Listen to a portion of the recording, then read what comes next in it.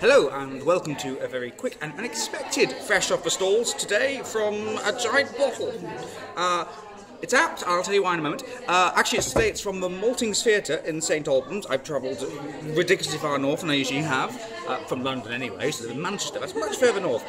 But yes, I'm here today and I'm not... This isn't a fresh off the stalls of what I'm here to see tonight. This is a fresh off the stalls of something I very unwittingly stumbled upon on my way here.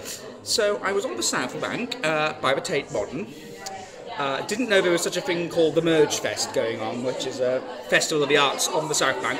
And in a tiny little golden caravan, just outside the Tate Modern, was solo shows. I thought, well, why not? I went in and it was wonderful. And I thought, like, I would do this very quickly, because it's something I think that should be spoken about, should be praised, and should be promoted. This one's a bit of a cheat, because on the journey on the train up here to St Albans, I pretty much did a written review. So, and this is not the whole thing where I say something when I write something. I've written something when I say something, but I think it's very worth doing this anyway. So what I went to see was something called Dregs and Friends.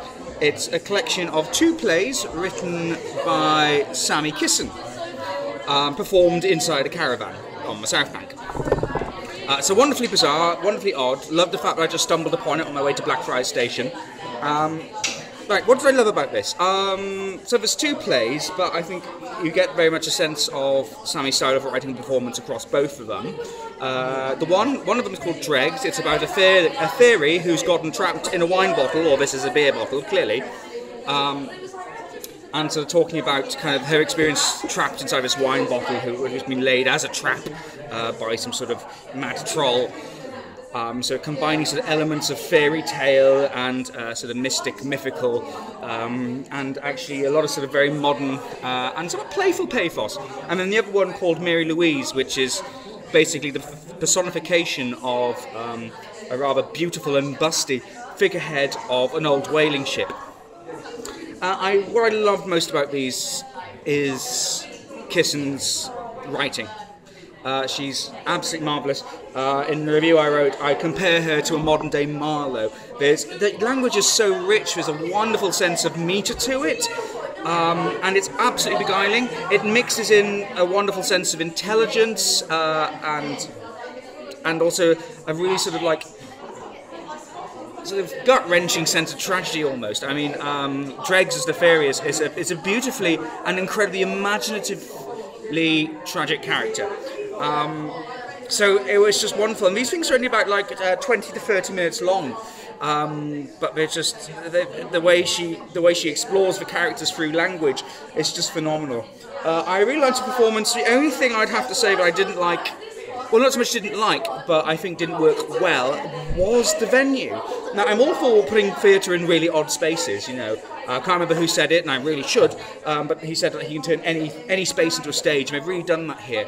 But here, I think it's kind of, it's not marred performance, by no means. It's hammered a little. As well as being very cramped for the audience, you've got a tiny caravan, and it seats up to 8 at any given performance.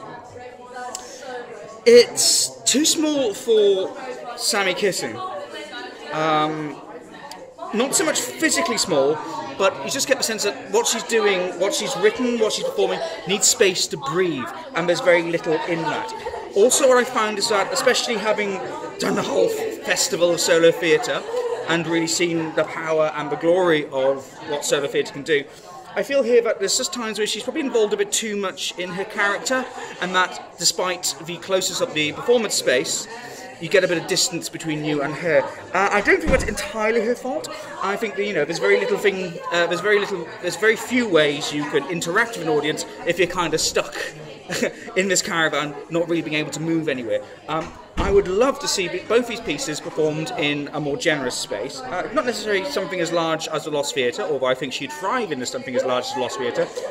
But even just like your average fringe space above a pub, she'll do wonders. I think she'll be able to engage the crowd a bit more because she'll be able to physically do more to do that, rather than just stand in a space or stumble across a few people in the course of what she's doing.